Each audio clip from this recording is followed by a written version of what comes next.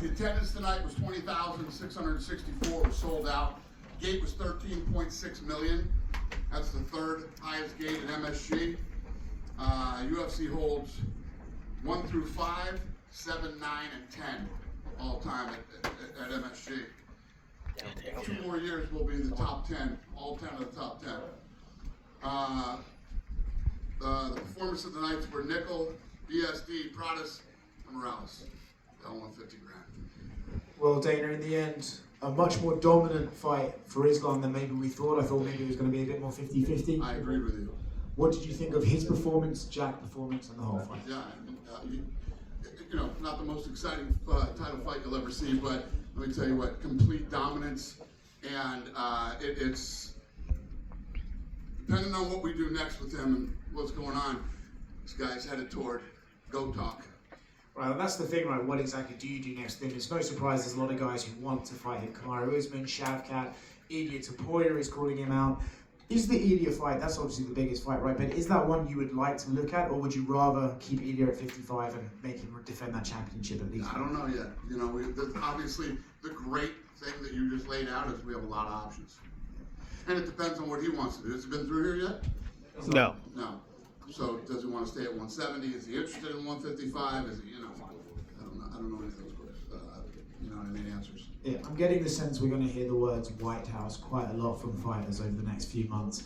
Islam is already calling for that. Is that, I think when we think about the White House, it's almost like, oh, does it have to be America versus the world themed and stuff like that? For you, would you be happy putting a non-American main event on that card? Yeah, it's not America versus the world. It's what's the best card we can build. But could Islam end up on the White House? We're talking about him possibly, GOAT talk here, depending on what he does in his next couple of fights. So, it's a possibility. And then speaking of GOAT talk again, Valentina Shevchenko, another crazy dominant performance. I saw you did a podcast where you said that fight would never be boring, and then it turned out that Valentina just kind of smoked her. Curious your thoughts on that fight as well. Yeah, I thought that, Weili's a little pit bull. I thought she would she would be much stronger and do better in that fight than she did. One of my buddies texted me after the fight, said, this is why we have weight classes. I mean, Zhang's a very strong woman, and Valentina just kind of threw her around like no business. Would you be interested in Valentina maybe moving back to 135 to try and test herself, or are you okay with her making those calls? I don't know. I'm not even thinking about that kind of shit. Okay. And last one from me. Yesterday, Jorge Masvidal did a Q&A, and he said that the UFC is mad at him for something. He wouldn't get into details. I was just talking to him 30 minutes ago. Why are you mad at him? I have no idea. I didn't know I was. We're definitely not mad at him. He wants to come back and fight at the White House. I got no problem. Yeah, I have no problem with him.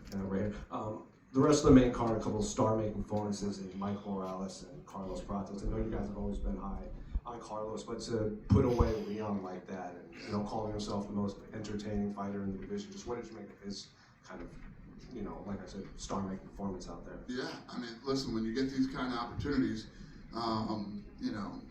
like Ewing tonight, I mean, when you get an opportunity, you come there to make the most of it, and there was a lot of that on the card tonight. Well, I was going to ask about Ewing, but I'll ask now. He laid out his last 48 hours. He got the call, caught a plane at 11, got to New York at 7:30, stepped on the scale at 9 a.m., said he's always going to be ready and just wants the rocket now. So I guess those last 48 hours have to be one of the most wildest ones for you guys. Yeah, it's incredible. I mean, definitely for him. When he came to the weigh-ins yesterday, I was like, hey, man, much respect. What an incredible opportunity for you. And no matter what happens tomorrow night, I'm going to be sending you something in the mail.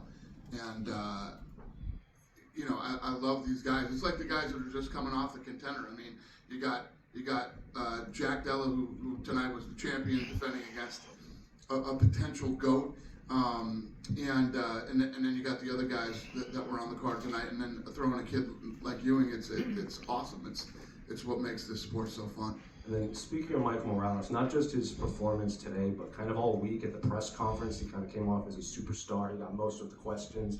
He's had the longest media day. There's a ton of Ecuadorian media here specifically for him. So you've got to see money with him. Yeah. Listen, he's obviously incredible. He's 19-0. He's cool as hell, and he's got it all. You can check all the boxes with that kid. And just last one for me, reaction to Bo Nickal's head kick knockout and then getting on the cage and giving the double birds to the New York crowd. Yeah. Oh, I didn't see that. Oh, yeah, I did see that. What was that about? I was in the back. Oh, they booing him or something? He said he was, quote, standing up for myself. If you're going to give me grief, I'm going to give it back to you. I don't give a shit. I mean, that's yeah. I hear you. I just didn't know why he was slipping him off. I didn't know if they were booing him or what was going on. He's had a rough week. Well, that's a hell of a way to end it.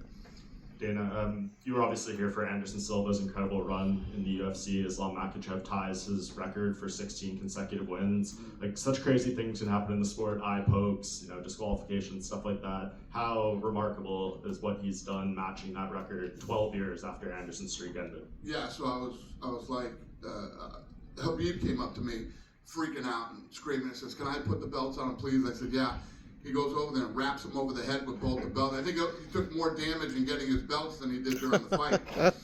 And I was saying to Khabib, I've been in the fight business since I was 20 years old, and all I ever hear is, this guy's going to be a world champion, this guy's going to do this guy's going to do that. Everybody says the same thing, and almost nobody ever does or makes it. His father said, Khabib will go in and dominate, and he'll have a run when he's done. And then Islam will come in behind him and do the same. And, holy shit, it played out exactly the way his father said, which is pretty amazing. I don't know what you asked me, but I hope I answered your question. No, it's just his winning streak matching Anderson Silva's record. But yeah. Yeah, I mean, everything that this kid's accomplished, and to move up and weight and say what you want about Jack and the odds, the odds makers had him a big. I didn't. I thought that fight was going to be much, much tougher for Islam. And Jack's a tough kid and gritty. And he beat Bilal, and Bilal's a nightmare for a lot of people. I thought it was going to be a lot closer than it was. So hats off to Islam for dominating. How much of a say will he get in who he wants to fight out of all these guys? Pre-fight, he was saying, Kamaru Usman's the greatest welterweight, the biggest name. I think he wants that as, a legacy kind of fight. Maybe, John won with Stipe or something. It's a great problem to have. You know what I mean? It's there's so many, when he started, he was walking through Shavkat and Usman and, Ilia, and the list goes on and on. It's a great problem to have, especially when you start talking about this kid is a couple fights away from possible GOAT dog. And I know this is the fight game, crazy stuff happens all the time, especially behind the scenes, but I was right there on press row when that crazy brawl broke out with Dillon Danis and the member of Khabib's team and stuff. Can you just tell us how disappointed you were to see that and any insight into the fallout? I blame myself for that, actually. They came back and told me right before I walked out for the main card that Dillon Danis was here and he was moving around sitting in fighter seats and not sitting in his own seat that he had. He had a ticket. And they said, "Do you want us to throw him out of here?" And I said, "He has a ticket?" And I said, "Yeah." And, they told me, they said, Masvidal said he's going to fuck him up on sight. And I said, "Well, where's Masvidal sitting?" He said, "Well, he's 6 or 7 rows away from Masvidal." I said, "Well, if the guy has a ticket, let him sit in his seat and let him do what he's doing and keep an eye on him." It never even crossed my mind, as stupid as this could be, that the entire Muslim Brotherhood was here tonight in the first 5 rows for Islam. And as soon as it broke out, I was over on the other side and I go, fuck, I know exactly what that is. I knew it. And yeah, you will never see Dillon Danis at a UFC fight ever again. I was going to say, he's wanted badly to come in this company, and he said you guys don't want to sign him because he makes too much trouble. I guess, point made. Well, that and a lot of other reasons, yeah. But yeah, you'll never see him at another fight. So they called me from downstairs and they said, "We got him down here. Do you want to press charges and have him arrested?" And I said, "No, we don't want to press charges. This is the fight business, man. You know how I feel about this shit. And I could have prevented this tonight, and I messed up." Yeah. Anyone else get arrested or anything like that in the fall? Not that I'm aware of, no. We're not pressing charges. I'm not speaking for MSG or right. anybody else that was involved in this thing. I don't know, but we, the UFC, are not pressing charges against anybody. Well, just last with me, we're here halfway through November. No fight.